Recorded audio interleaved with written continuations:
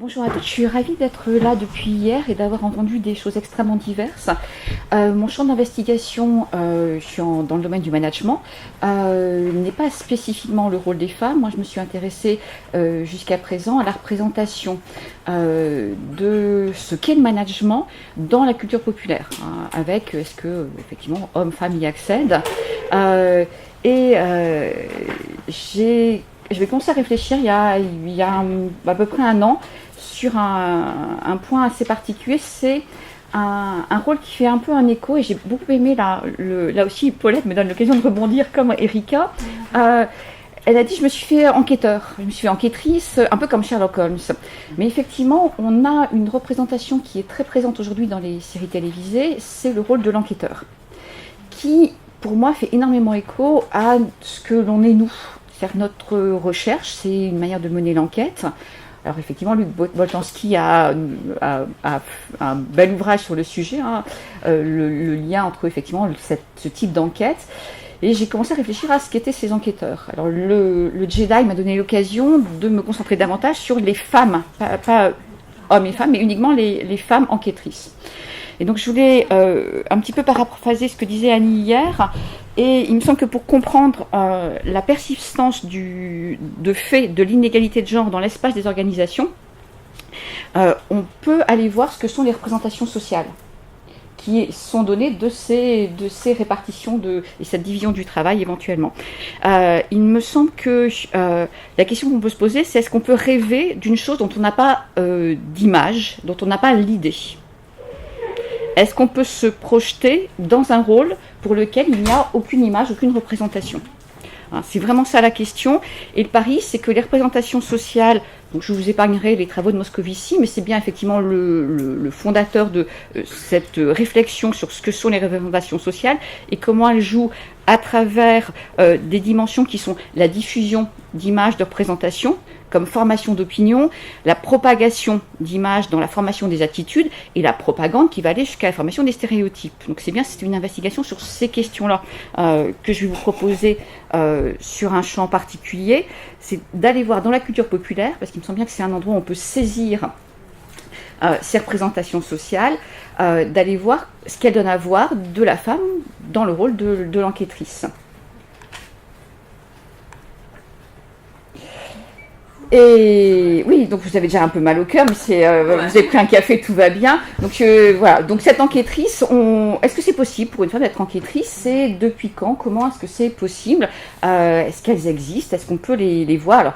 Alors clairement, leurs scènes de crime ne sont pas tout à fait nos scènes de crime, mais elles existent aussi. Et il n'y en aura pas beaucoup d'autres.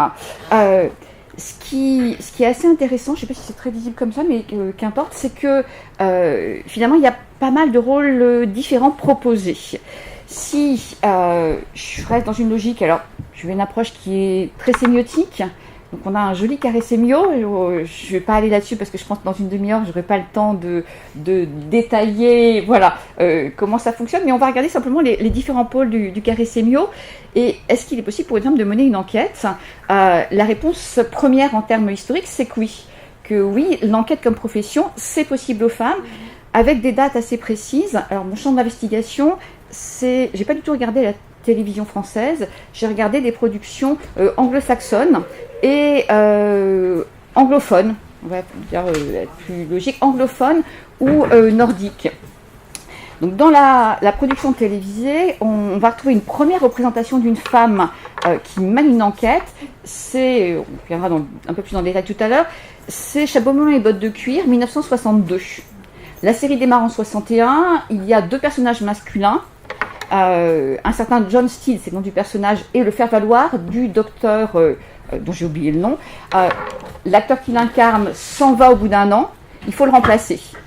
Et les scénarios sont déjà écrits pour les épisodes à venir. On va recruter Honor Blackman, une actrice qui va se retrouver à incarner un personnage qui va, du fait de la préécriture des épisodes, être très connotée masculine. On est sur une télévision en noir et blanc qui est quasiment filmée dans les conditions du direct. Et elle va avoir un rôle de personnage qui est une anthropologue qui fait du judoka et qui va se retrouver à incarner une bagarreuse, véritablement. Donc on a ce personnage de femme forte qui mène l'enquête aux côtés de Steele. Donc on a un duo qui va durer 2 ans. Si je regarde à la même époque à peu près ce qui se fait aux États-Unis, on est un petit peu plus tard, en 67, vous avez une série qu'on pourrait dire, tout est relatif, progressiste, c'est Mannix. Mannix a une secrétaire à partir de la 2e saison, qui va rester sur la totalité de la durée de ces 8 ou 9 saisons. Donc Peggy Face, que vous voyez là. Cette secrétaire, bah oui, c'est l'assistante, c'est le faire-valoir. Là, brusquement, la femme est le faire-valoir aux États-Unis, à peu près à la même période. Elle participe aux enquêtes. Elle peut même être partie prenante de l'enquête. Et on a en plus une série qui a un discours assez progressiste sur... Elle est un peu le Jiminy Cricket de Mannix, c'est-à-dire qu'elle est sa conscience sociale. Et on a, d'ailleurs, c'est assez intéressant, des enquêtes qui sont très sociales. Hein. C'est elle qui rappelle que les bros, Mannix, il ne faut pas exagérer, il est noir, c'est un bro. S'il se rend à la police, là, il n'a aucune chance. Et ça revient de façon récurrente. Donc elle est cette sorte de conscience sociale qui va être là, mais c'est vraiment le faire valoir aussi. Et le visuel, j'ai utilisé ici que des visuels qui sont des visuels essentiellement fournis par les stations de télévision qui ont projeté ces films. On voit une mise en scène qui est... Le personnage est là, mais il est en 2e place. Aux États-Unis, quand on retrouve un équivalent d'Honor Blackman, donc le personnage s'appelait Katie Gale, il est incarné aux États-Unis, il va falloir attendre 74, par Angie Dickinson, dans une série qui s'appelle en français Sergent Anderson, et en anglais Woman Police. Et elle est vraiment ce rôle de la femme forte qu'on retrouvait précédemment, donc 10 ans plus tôt, en Grande-Bretagne. Avec je mène les enquêtes et je suis capable de m'insérer dans une équipe pour mener des enquêtes de façon autonome. L'enquête, c'est une profession possible. Si j'essaye de décliner, on viendra peut-être un peu sur les aspects historiques plus précisément ensuite, ce que peut être aussi l'enquête. Mais non, on va rester sur cette profession possible quand même. Non, on va rester là sur cette profession possible. Dans le temps, si j'évolue, on va voir des choses évoluer avec des premières. Les fameux buddy movies anglais sont très à la mode, donc on a beaucoup de films avec 2 gars, ou des séries télévisées avec 2 gars, et un producteur se dit, mais pourquoi pas faire avec des femmes?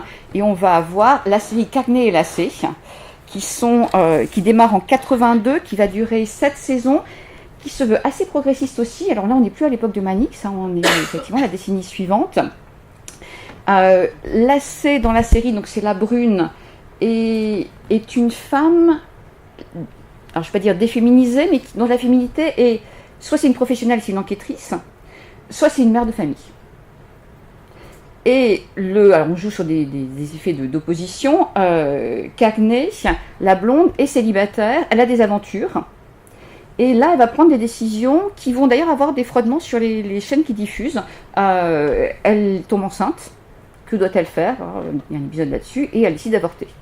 Donc on est au début des années 80. Donc voilà, c'est une profession et on a des femmes qui ont des caractéristiques individuelles qui sont dans ce domaine de la série télé policière, assez progressiste par rapport à d'autres genres de séries télévisées. Donc, mener l'enquête, c'est aussi un métier qui permet d'avoir une manière de représenter la femme relativement indépendante. Alors, tout est relatif.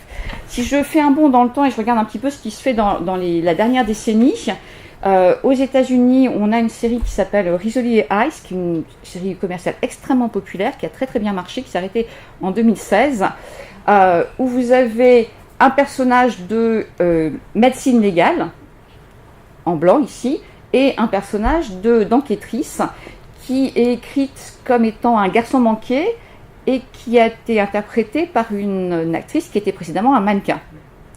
C'est dire à quel point on joue sur énormément de paradoxes. Donc vous avez une ravissante mannequin à talons qui a des cheveux absolument parfaits à chaque épisode et dans chaque bagarre. Donc on est très très loin dans les années 2016, finalement, d'Honor Blackman des années 61 en Grande-Bretagne. Donc elles peuvent être enquêtrices, mais elles rentrent dans une logique qui est assez conventionnelle de ce qu'est une femme. Une représentation qui là devient assez sexuée et assez jolie poupée.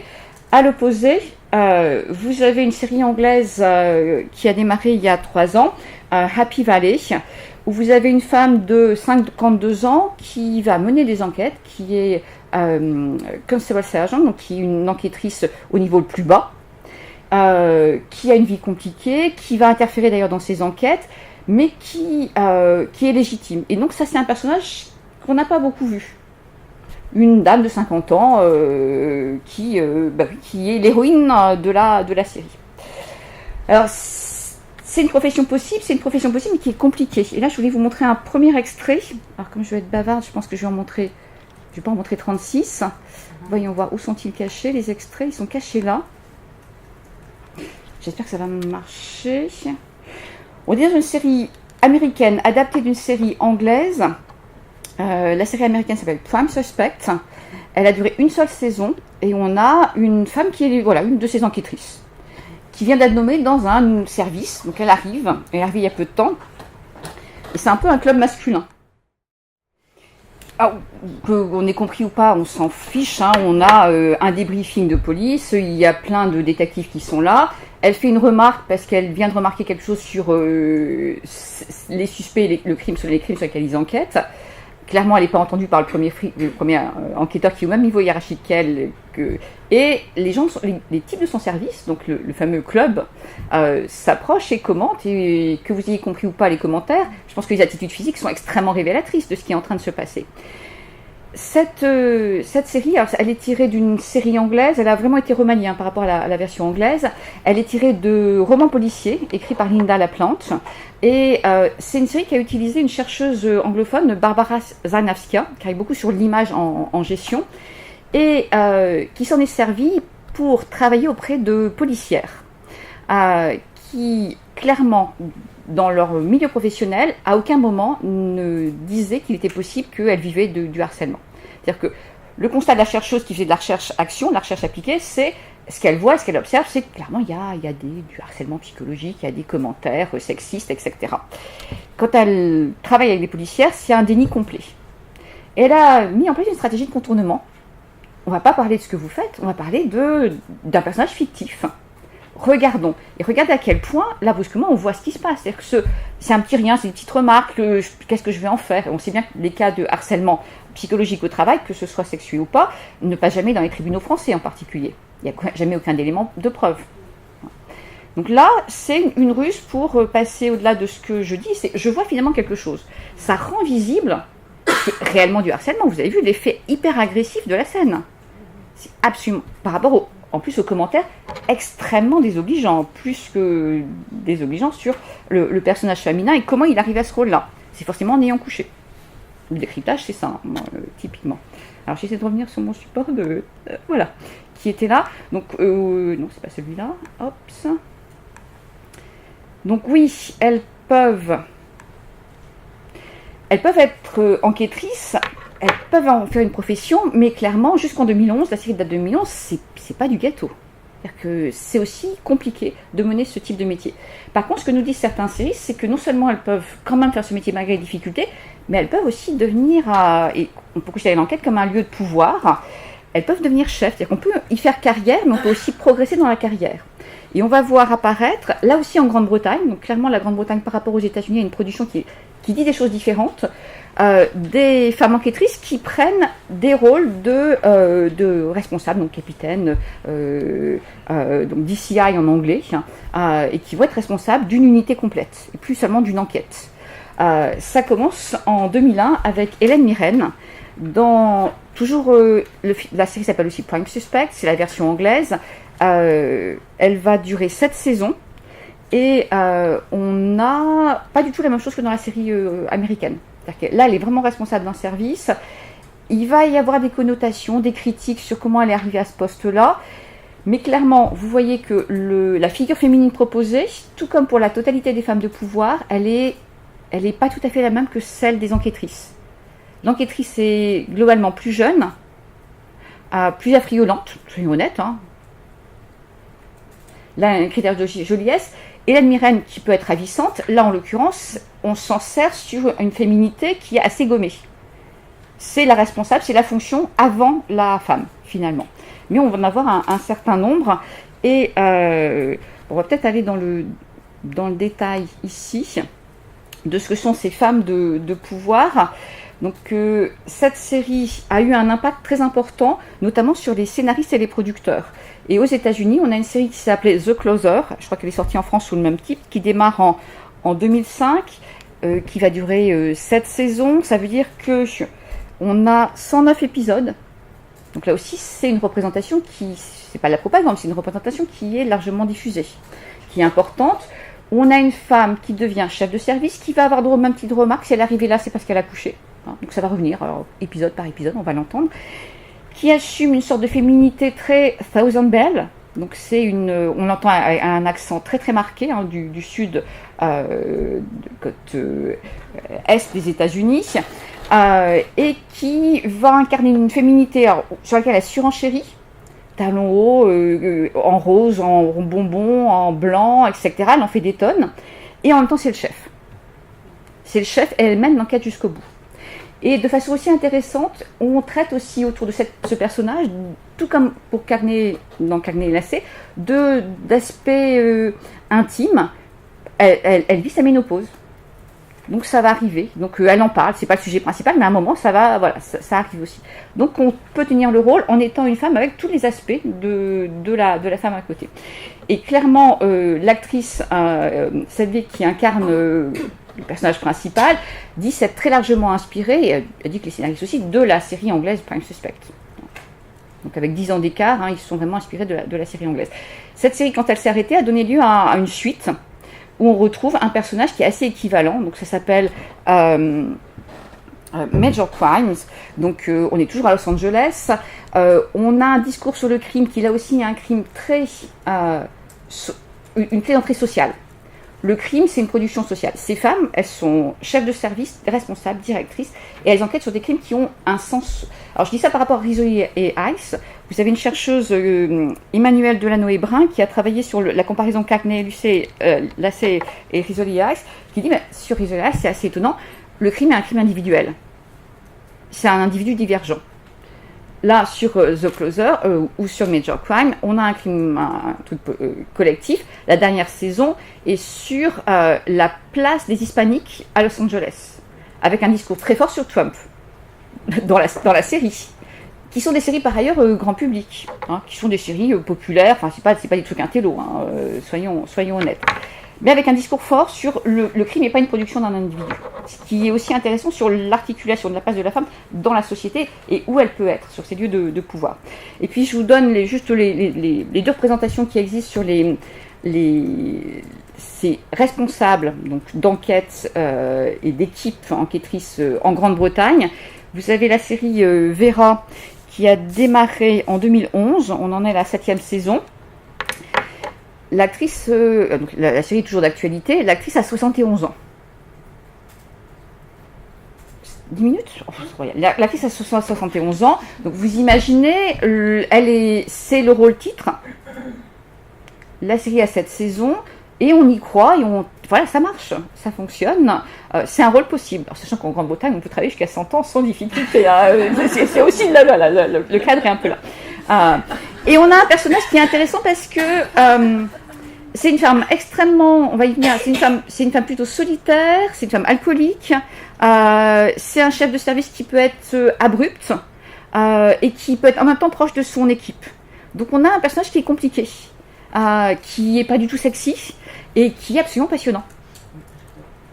Et vous avez à côté une série beaucoup plus récente, elle a 2 ans, qui s'appelle No Offense. Et donc là, vous avez aussi un personnage qui est tout à fait atypique. Alors la série se veut très cash, donc on a un vocabulaire extrêmement cru. On a une femme qui encadre une équipe très féminisée. C'est une première, parce que jusqu'à présent, toutes elles encadrent des équipes très masculines où il y a 1 ou 2 femmes dans l'équipe. Là, brusquement, sur No Offense, qui depuis 2 ans nous montre une femme qui encadre une équipe essentiellement féminisée. Il y a des hommes aussi, qui s'envoie en l'air, qui le dit clairement, et c'est important dans sa vie, et ça peut interférer sur ses enquêtes. Donc elle a toutes les composantes du rôle, elle a une vie de famille, elle veut être sexy, elle se rhabille dans les toilettes. Enfin, on a vraiment la série qui se fait aujourd'hui, très cash, d'un personnage qui s'impose sur oui, je tiens ce rôle, et je discute avec ma hiérarchie. Donc je suis le chef, mais je sais bien qu'il y a une autorité au-dessus. Et on a un rapport au pouvoir qui est, sur toutes ces femmes, de la discussion du pouvoir au-dessus d'elles aussi, qui ne prend pas toujours les bonnes décisions. Donc c'est des rôles extrêmement intéressants, et donc qui démarrent en 91 avec Prime Suspect. Si je reste sur cette idée d'un personnage qui est un peu asocial avec Vera, on a une image qui est... Alors moi je suis arrivée sur ce sujet par ça en fait. on a une image tout à fait étonnante de c'est quoi un bon enquêteur. Et c'est des séries, et c'est valable aussi bien pour les hommes que pour les femmes. Un bon enquêteur, c'est quelqu'un qui, comme un prof de fac, travaille 24 heures sur 24. 7 jours sur 7, 12 mois sur 12. Ben c'est bien ça, non, vous travaillez tout le temps ou jamais, en fait. Hein. Il n'y a pas de limite. Ah ben, un bon enquêteur, c'est aussi ça. Et on a des séries qui vont aller très très loin dans cette idée que le bon enquêteur, c'est quelqu'un qui est totalement engagé dans l'enquête. Et que par ailleurs, c'est quelqu'un qui va dégager une personnalité, effectivement, sans aucune grâce sociale. Paulette citait tout à l'heure Sherlock Holmes, c'est le personnage vraiment stéréotypé de cet engagement total dans l'enquête. Sherlock Holmes, c'est abrupt, désagréable, et les dernières séries jouent beaucoup sur ce côté. Il ne comprend pas les règles sociales, il ne sait pas comment se comporter, il a besoin de Watson pour traduire. Et là, on a la même chose, sauf que, regardez à quel point c'est magique, ces deux séries, qui sont deux séries scandinaves à l'origine. Alors, je vous ai mis une version américaine, parce que je trouve que la version américaine est presque plus intéressante. Vous avez la série qui s'appelle Bron ou The Bridge, qui est une série suédoise, danoise et allemande, et en l'occurrence qui se passe, et qui est en bilingue, qui est en danois et en suédois. Vous avez deux enquêteurs, et ici, Watson, c'est l'homme, Sherlock Holmes, c'est la femme, typiquement. Hein, et quand on regarde un peu les analyses sur cette série, vous avez même des auteurs qui vont, alors, personnellement, j'ai aucune capacité en médecine, qui disent, voilà, on a typiquement un personnage Asperger avec des vrais problèmes de comportement, et c'est l'enquêtrice qui va mener l'enquête là. Et si elle est asociale, donc cette capacité à côté, c'est ce qui la rend capable de voir les choses aussi dans la société et à mener l'enquête jusqu'au bout, contrairement aux autres, qui sont trop dans la société pour voir ce qui se passe. Et dans The Killing, qui à l'origine est une série scandinave aussi, danoise pour être précise, elle a été adaptée... Pardon ? Oui, elle a été adaptée aux États-Unis avec Myriam Lenos qui incarne le personnage type. Et là, vous avez une image qui est très intéressante si on la compare à Manix qu'on a vu tout à l'heure. Le personnage féminin totalement asocial et au premier rang, c'est une mère célibataire qui est tellement dans l'enquête qu'elle va perdre le droit de garder son enfant chez elle. Ah mais c'est très très sombre. Les deux séries sont extrêmement sombres, mais on est bien sûr un engagement total dans l'enquête. L'enquête est plus importante que ma vie privée. Soyez honnêtes. L'enquête est plus importante, et on a entendu des choses comme ça un peu hier soir d'ailleurs sur ma carrière et ma vie privée. Donc l'enquête est plus importante que ma vie privée.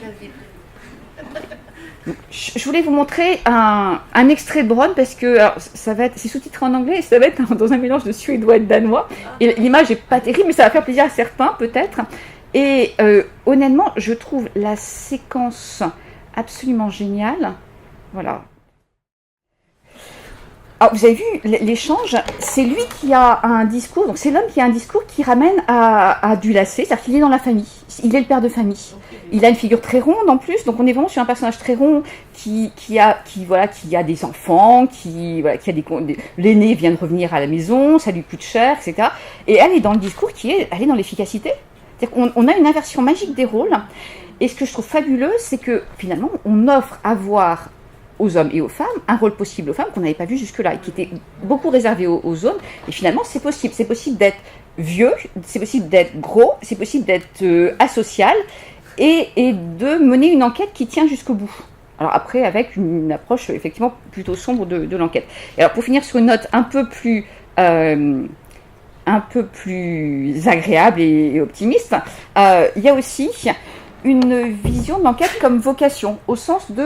il y a une dimension inspirationnelle. J'ai eu envie de devenir enquêtrice, avec, dans mon imaginaire, des hommes ou des femmes, et vous avez des séries qui ont joué là-dessus. La plus ancienne que j'ai pu trouver, qui joue vraiment dans ce rôle-là, c'est Remington Steele, où on a une jeune femme qui crée son agence de détective privé, et on a plus de détectives que de policières dans cette dimension-là. C'est une série qui date de 82, et pour être crédible vis-à-vis de ses clients, elle met le nom d'un homme sur la porte, et le jour où un escroc vient en prétendant qu'il est l'homme, effectivement, c'est lui qui est là. Mais dans les enquêtes, il est juste décoratif. Et elle est là avec toute une panoplie d'accessoires. Le bureau du détective, les pieds sur la table, le chapeau.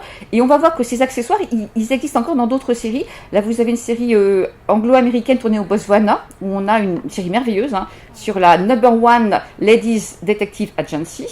Vraiment un truc absolument fantastique. Vous avez une série australienne qui s'appelle Miss Fisher, qui est la même chose. Et là, je vous ai juste mis un petit élément pour voir. Ce qui est quand même, là aussi, on va pas faire de psychanalyse, on n'a pas fait de médecine tout à l'heure, on va faire de psychanalyse maintenant, mais oui, elle a un 38 mm en or, et là, on est quand même... voilà, et il est là, elle l'a, donc c'est l'extrait du film, elle a un 38 mm en or, oui, et il est bien là, il est fumant, en plus, il a déchargé. Donc on est quand même sur des connotations du... Voilà, non mais on est en train de dire qu'il est possible de tenir ces rôles, et qu'en plus, ça peut être drôle. Ça peut être drôle, ça peut être ludique, ça peut être une vraie vocation. Et qu'avec, il y a toute une panoplie, donc on va pouvoir se déguiser. Avec cet aspect de... Oui, on va pouvoir jouer aussi avec des rôles. Donc, vivre le métier d'enquêteur, c'est aussi un aspect de déguisement. Donc, je termine là-dessus. Et donc, je termine sur l'image que je trouve la plus importante. Alors, je voulais juste dire 2 mots. Finalement, ce que je garde de ces séries, c'est qu'elles ne font pas que propager des stéréotypes réducteurs. Elles donnent à voir des situations insupportables, mais en donnant à voir, elles permettent d'exprimer des choses. Et que, par ailleurs, elles donnent à voir des rôles finalement extrêmement variés. Et que c'est finalement... de la culture populaire extrêmement intéressant. Voilà, ma conclusion.